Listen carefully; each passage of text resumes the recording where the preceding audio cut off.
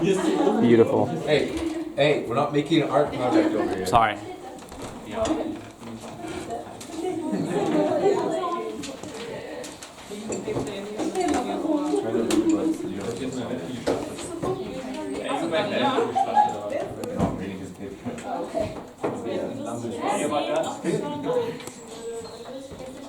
Yes, I'm dead. Awesome.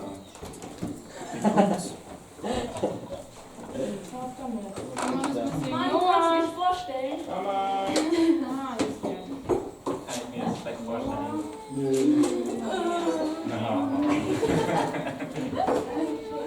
Sich vorzustellen. Ich finde mir It's easy to come out. Ich habe Alles noch gefragt.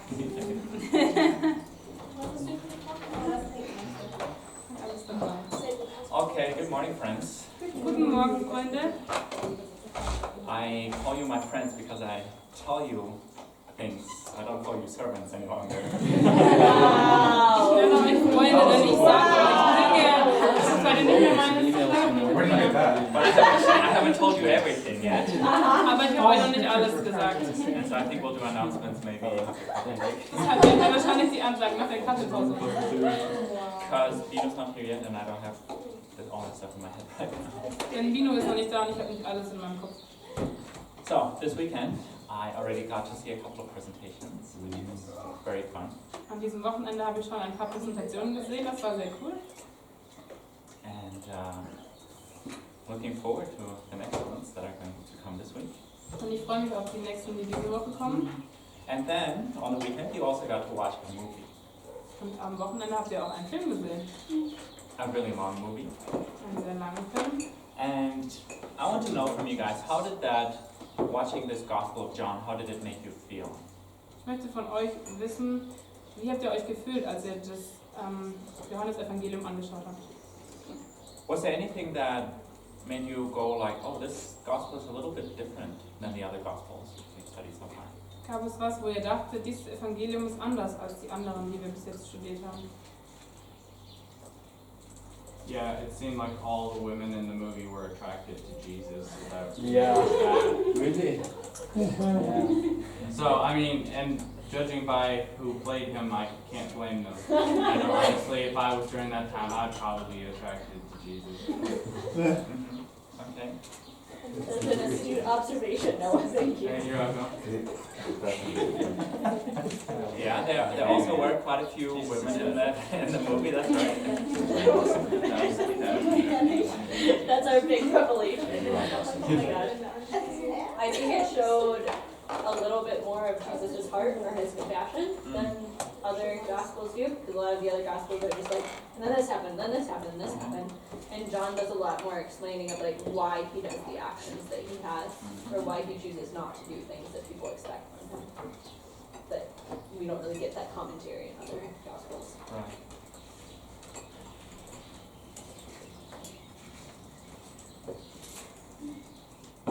Something that stands out to me is how the whole account also seems to be a very personal story for the author.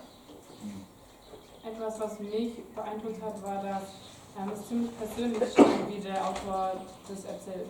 It's like someone is looking back over his own life and saying, oh, do you remember that? Do you remember when he did that? Es ist, als würde jemand zurückschauen auf sein eigenes Leben und sagen, hey, weißt du noch, wie das passiert ist und das passiert ist? And then that made us think of what it says in the Old Testament. Und dass wir darüber nachdenken, was im Alten Testament steht. Or that other time when he did that and we did not understand whatsoever what was going on. Oder das andere Mal, als was passiert ist, aber wir haben es nicht verstanden. Only afterwards, only after he came back from the dead, then it was like, oh, now I get it. Erst nachdem er gestorben war, nachdem er wieder auferstanden ist, hat es Sinn gemacht für uns. And so it feels like the author has a very strong purpose in writing, but at the same time it's a super personal subject to him. Also sehen wir, dass es ziemlich persönlich ist, was der Autor hier schreibt, aber hat auch eine bestimmte Vision. Who was this author? Wer war der Autor? I mean, he never calls himself by name in the Gospel. Er nennt sich nie beim Namen im Evangelium. What does he call himself? Der Jünger, den Jesus liebte. Besonders. Ja. The disciple Jesus loved. This is how he sees himself. Also er sieht sich so, den Jünger, den Jesus liebte. This is what defines him as a person. Das definiert ihn als Menschen. Church tradition tells us that this disciple and gospel writer was John. Die Traditionen der Kirche sagen uns, dass der Schreiber des Briefes Johannes war. John, the brother of James and the son of Zebedee. Johannes, der Bruder des Jakobus und der Sohn des Zebedäus. This is what the church fathers who lived shortly afterwards wrote. Das ist das, was die Kirchenväter, die kurz danach gelebt haben, geschrieben haben. And when we put all sorts of other puzzle pieces together, that does make a lot of sense. Und wenn wir ganz viele andere Puzzleteile noch zusammenfügen, dann ergibt es Sinn. Except for one thing, Außer einer Sache, his personality. seiner Persönlichkeit. Remember what it says about John and James in another gospel? Erinnert euch daran, was es über Jakobus und Johannes, was da in einem anderen Evangelium steht? Remember that little story where they wanted to send down fire from heaven on some village? Wisst ihr noch, als sie wollten, dass Feuer vom Himmel auf das eine Dorf herabfällt? And Jesus, what does he call them? Und wie nennt Jesus sie? You guys are the sons of thunder. Jesus gives them this awesome nickname. Jesus sagt zu ihnen, ihr seid die Donnersöhne. And so some Bible scholars say, wait, that doesn't fit together. Und andere Wissenschaftler sagen, das passt aber nicht zusammen. How can a son of thunder write the gospel of love? Wie kann ein Donnersohn ein Evangelium voller Liebe schreiben? But guys, we know that with Jesus, that is possible. Aber Leute, wir wissen, dass das mit Jesus möglich ist. We know that transformation happens. Wir wissen, dass Veränderung passiert. And so, John's transformation, his own personal life transformation, from a son of thunder to an apostle of love, this is the kind of stuff that happens when you have an encounter with Jesus. Also die Veränderung, die wir bei Johannes haben, von einem Donnersohn zu einem Jünger voller Liebe, das ist was mit Jesus passiert, was wir sehen. And then this becomes John's main life message. Und das wird dann Johannes Hauptlebensaussage. This is how he defines his identity. So definiert er seine Identität. I'm the one whom Jesus loves, Ich bin derjenige, den Jesus liebt. and that's all that matters. Und das ist alles, was wichtig ist. That's what made me who I am today. Das hat mich zu dem gemacht, wer ich heute bin. Apparently, this gospel was written sometime after the other ones. Wie man weiß, ist dieses Evangelium kurz nach den anderen geschrieben worden. I think we have it here in the early 90s. Hier steht es in den frühen 90er Jahren. It could have been written a little bit earlier, maybe even just before the fall of Jerusalem, or in the 80s or in the 90s. Es könnte auch kurz vor der Zerstörung Jerusalems oder in den 80ern oder 90ern geschrieben worden sein. But we get the feeling that a lot has already happened in John's life by the time he writes the gospel. Aber wir wissen, dass einiges schon passiert ist in der Zeit, wo Johannes das Evangelium schreibt. That we are already at the end of an era, at the end of the first generation of the church. Also wir sind schon am Ende der ersten Generation der Kirche, am Ende des ersten Jahrhunderts. So John has seen a lot of his friends killed. Johannes hat gesehen, wie einige seiner Freunde umgebracht wurden. Probably he's heard about Jerusalem being destroyed. Er hat wahrscheinlich gehört, dass Jerusalem zerstört wurde. And so he's beginning to realize, wow, I'm like the last eyewitness that's still around. Und er erinnert sich daran, ich bin einer der wenigen Augenzeugen, die es noch gibt. So he didn't just want to write another gospel because he didn't feel like there were enough. Er wollte nicht nur noch ein weiteres Evangelium schreiben, weil er gedacht hat, da ist noch nicht genug da. No, he wanted to leave a true testimony for those future generations who could not talk to the eyewitnesses anymore. Sondern er wollte was aufschreiben, was für die Leute ist, die nicht mehr Augenzeugen sind, für die nächste Generation. He was wondering, when I'm gone, how will they know the truth? Er hat sich gefragt, wenn ich weg bin, wie wissen sie dann die Wahrheit? Because John had been one of the eyewitnesses. Denn Johannes war einer der Augenzeugen. He had traveled around with Jesus. Remember in the movie how this band of brothers is traveling around the countryside? Er ist mit Jesus rumgereist. Wisst ihr noch, wie die ganzen Jünger zusammen mit Jesus durchs Land gezogen sind? He had seen him do all these miracles, multiplying the bread. Er sah all die Wunder, wie das Brot vermehrt wurde. He ate of that bread and those fishes. Er hat dieses Brot gegessen. He saw Jesus walk on water and then step into the boat. Er sah, wie Jesus auf dem Wasser lief und ins Boot reinkam. Later he was there at Golgotha. Später war er auch mit im Golgatha. He heard the hammer strike the nails. He heard Jesus' cries on the cross. Er hat gehört, wie der Hammer die Nägel reingeschlagen hat und wie Jesus am Kreuz hing. But John also saw the empty grave. Aber Johannes sah auch das leere Grab. And when Jesus rose from the dead, John was there and he touched him and he felt his scars. Und als Jesus vom Kreuz als Jesus vom Kreuz runterkam, hat Johannes auch die Narben gesehen von ihm und gefühlt. And through all of this, John got a deep revelation of who Jesus really was.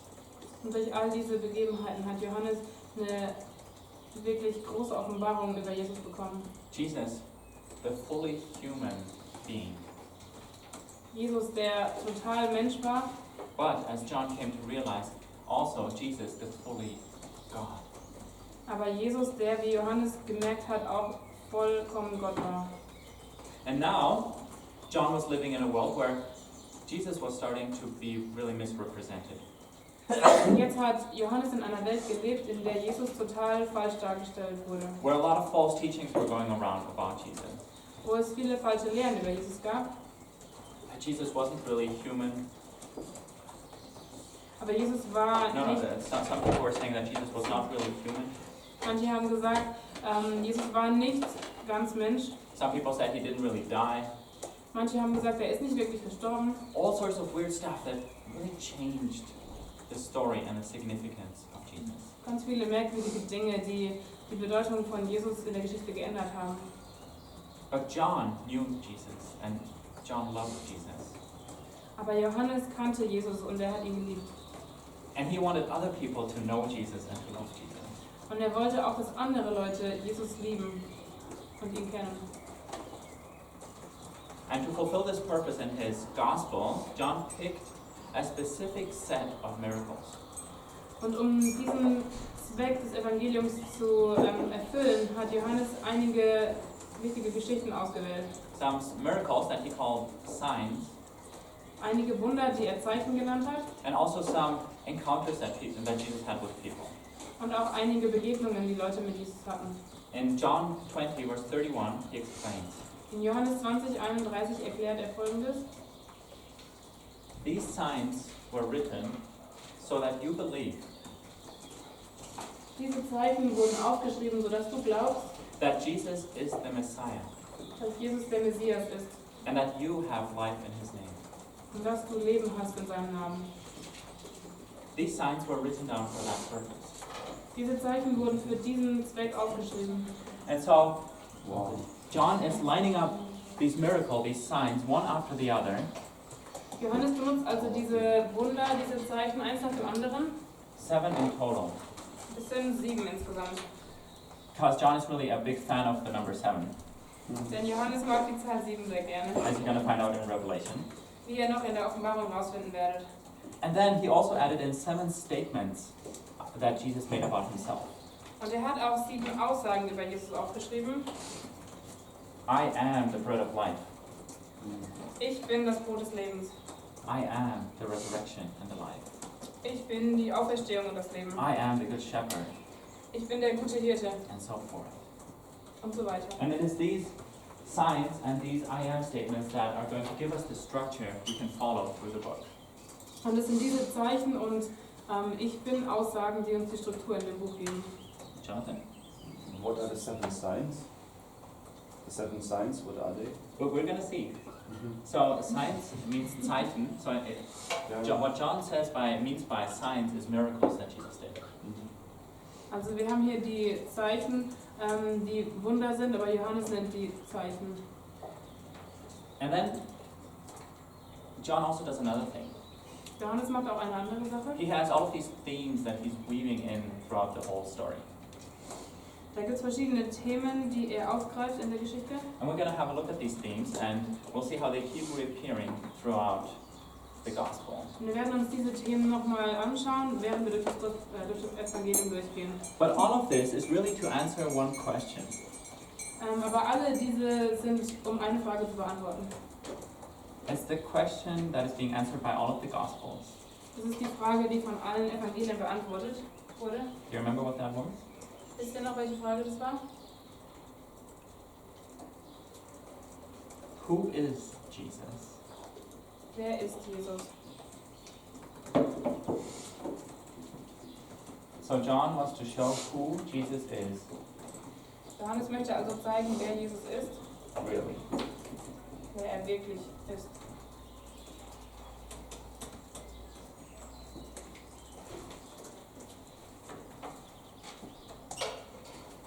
And so as we get to chapter 1, Also wenn wir jetzt in Kapitel 1 kommen, John doesn't waste any time. He immediately begins putting together these themes. da verliert Johannes keine Zeit, sondern er fängt direkt mit diesen Themen an. That are going to reappear in all these different places in the gospel. Und die werden wir immer wieder sehen, auch in anderen Evangelien. And the beginning of the gospel, the very first sentence is really epic. Und der erste Satz im Johannes-Evangelium, der ist sehr episch. How does it start? Wie fängt es an? In the beginning was the Word. Am Anfang war das Wort. In the beginning, what does that make you think of? Am Anfang, worüber denkt ihr danach? Genesis, in the beginning, 1. Mose. when all things were created.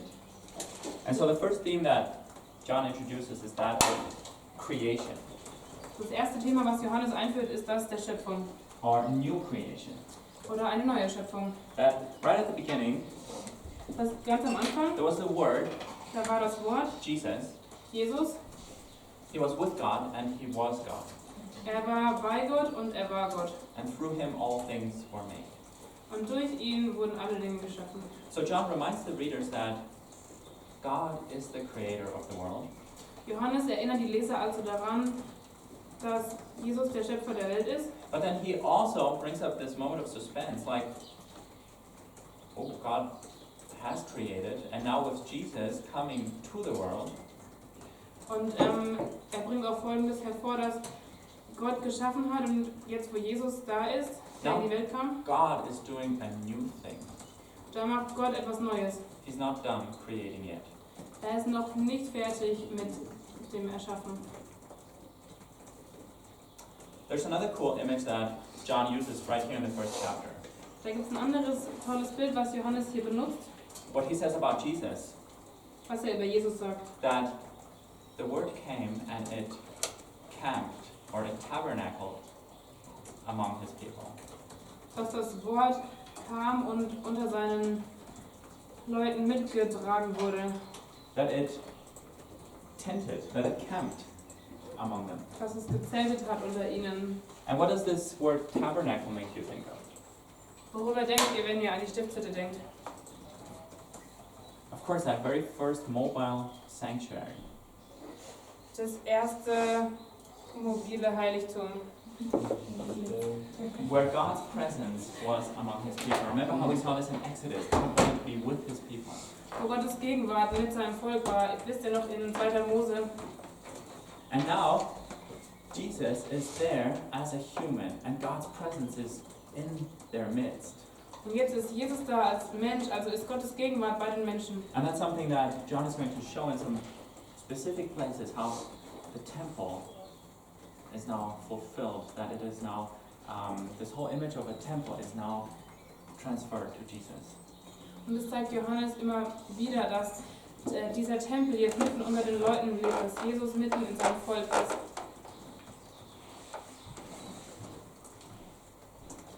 But, John also writes, the world was not a very welcoming place.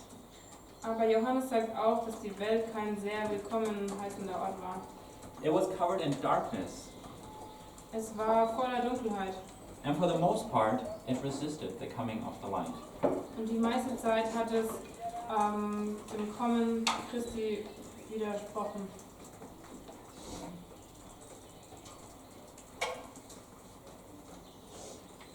What does John mean when he writes about the world? Was meint Johannes damit, wenn er über die Welt schreibt? Does he mean the planet Earth? Meint er den Planeten, die Erde? No. Does he mean Satan? Meint er Satan? What do you think? Was denkt ihr?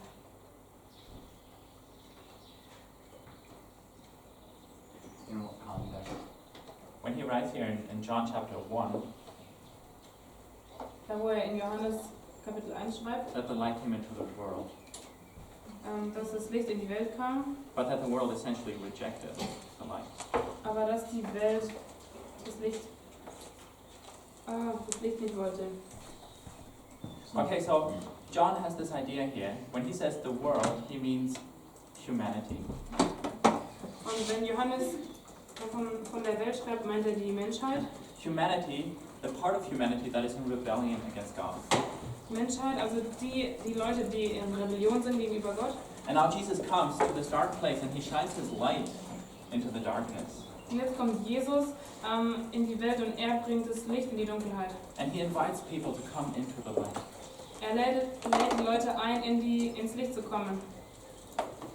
And what will happen to those who accept this invitation? Und was passiert mit denen, die diese Einladung annehmen?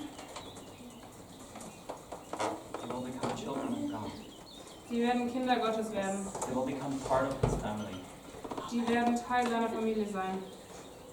And to prepare the way for Jesus' arrival, God sent a really strange character.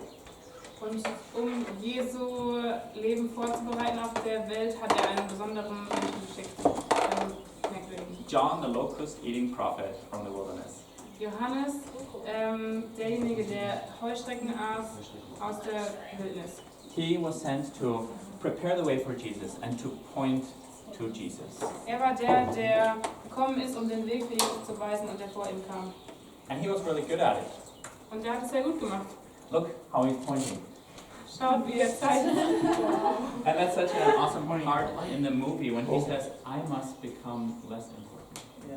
Und es ist so was Wichtiges, wenn wir im Film hören, ich soll weniger werden. Because I'm just pointing to him. Denn ich weise nur auf ihn hin. And I want him to become more important. Und ich möchte, dass er wichtiger wird. And what did John the Baptist call Jesus? Wie hat Johannes der Täufer Jesus genannt? In chapter 1, verse 29. In Kapitel 1, Vers 29. Siehe das Lamm Gottes. See, the Lamb of God has come to take away the sin. Siehe das Lamm Gottes, das die Sünden der Welt wegnehmen wird.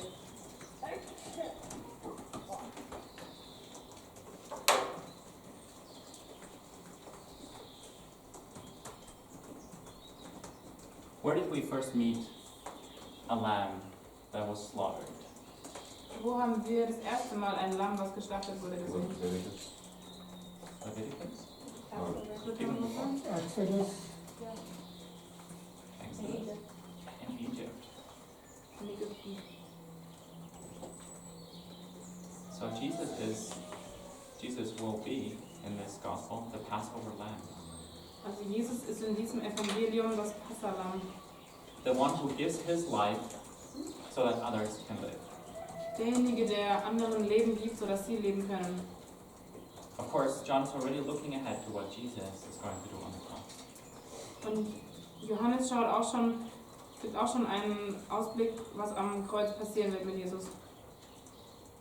And then in the first chapter, the disciples, they make, as Jesus is calling them, Und im ersten Kapitel, wo Jesus die Jünger ruft, they make a lot of crazy statements about him. da machen sie viele verrückte Aussagen über ihn. You are the Son of God. Du bist der Sohn Gottes. You are the King of Israel. Du bist der König Israels. And somehow, at this early point of the gospel, you're like, whoa, whoa, whoa, whoa, you know? Do they really understand what they're saying? Und hier am Anfang des Evangeliums fragt man sich wirklich, verstehen sie, was sie da sagen? But then throughout the gospel, John is actually going to prove every single one of those. Aber durch das Evangelium hindurch erklärt und beweist Johannes wirklich, dass er das ist. So that by the end, someone could say, yes, that's all true. It actually is. Also können wir am Ende erkennen, dass Jesus wirklich derjenige war, das, was die Leute gesagt haben. So we're seeing that even in the very first chapter, before we get to the first miracle, Also haben wir gesehen, dass Bevor wir zu dem ersten Wunder kommen, im ersten Kapitel, John already says all of these things about Jesus. dass wir da schon all die Dinge hören, was Johannes über Jesus sagt. And he's really setting up his story. Und damit fängt er seine Geschichte an. And then in chapter 2, John presents the first miracle to us. Und im Kapitel 2 lesen wir das erste Zeichen, das Johannes aufschreibt. Basically, Jesus is at a wedding, Jesus ist also auf einer Hochzeitsfeier. and he's enjoying himself with his disciples. Ihm geht's gut, er ist da mit seinen Jüngern. But then when the wine is done, Aber als der Wein leer ist, he helps especially the bridegroom and the bride to get out of this really embarrassing situation. da hilft er vor allem dem Bräutigam und auch der Braut aus dieser schrecklichen Lage heraus. But there's of course a lot more that's going on here. Aber da ist noch mehr, was da passiert. What does it say in chapter 2, verse 11? What is the deeper purpose of this sign? Was lesen wir in Kapitel 2, Vers 11? Was ist der Zweck dieses Zeichens? To reveal Jesus' glory. Also was sollte es zeigen, um die Herrlichkeit Jesu zu offenbaren, So that his followers believe in him. so dass seine Jünger an ihn glauben konnten. And that's like a general description of what the signs were given for. Und das ist so eine allgemeine Beschreibung, warum die Zeichen da waren. To reveal something important about Jesus. Um was Wichtiges über Jesus zu offenbaren. So what is this important thing that's being revealed about Jesus here with this miracle? Also was ist dieses Wichtige, was da über Jesus offenbart wurde in diesem Zeichen?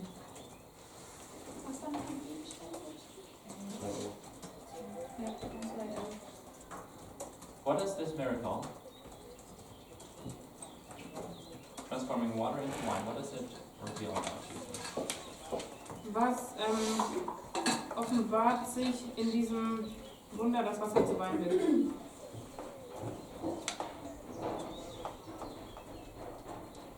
No, it says he is the best wine. He is the best wine. Da steht, dass er der beste Wein ist.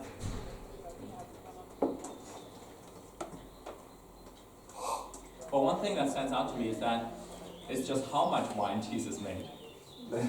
Also was für mich hervorsticht, ist, wie viel Wein Gott gemacht hat. We're talking about like 6 times 100 liters of amazingly good wine. Also wir lesen von 6 mal 100 Liter von wunderbarem Wein. That's like 600 bottles of wine, guys. Das sind wie 600 Flaschen Wein. And so I see that Jesus gives in abundance. Und da seht ihr, dass Jesus im Überfluss gibt.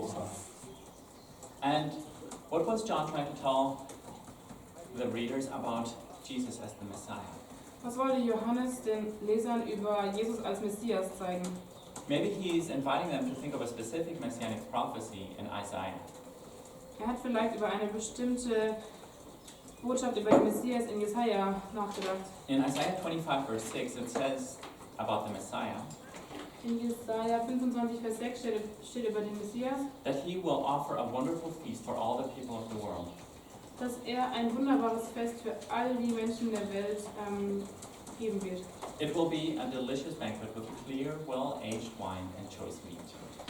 Es wird ein leckeres Festmahl sein mit klarem, altem Wein sein und wunderbarem Fleisch. So Jesus is providing in abundance and he's inviting people to a feast with flowing wine.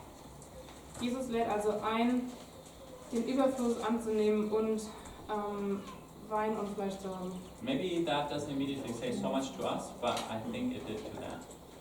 Das sagt uns vielleicht nicht so viel, aber für die Leute damals auf jeden Fall. Vielleicht ist das auch so ein erstes Zeichen für sein Blut und das Abendmahl und so. Could be. It could be a sign of his blood and Lord's Supper.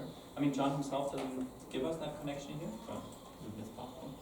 Also Johannes selber gibt uns diese Verbindung jetzt nicht, aber es kann schon sein. Next, we immediately jump to the story of Jesus making a huge scene in the temple. Und dann kommen wir zu der Szene, wo Jesus eine große Szene macht im Tempel. In the movie,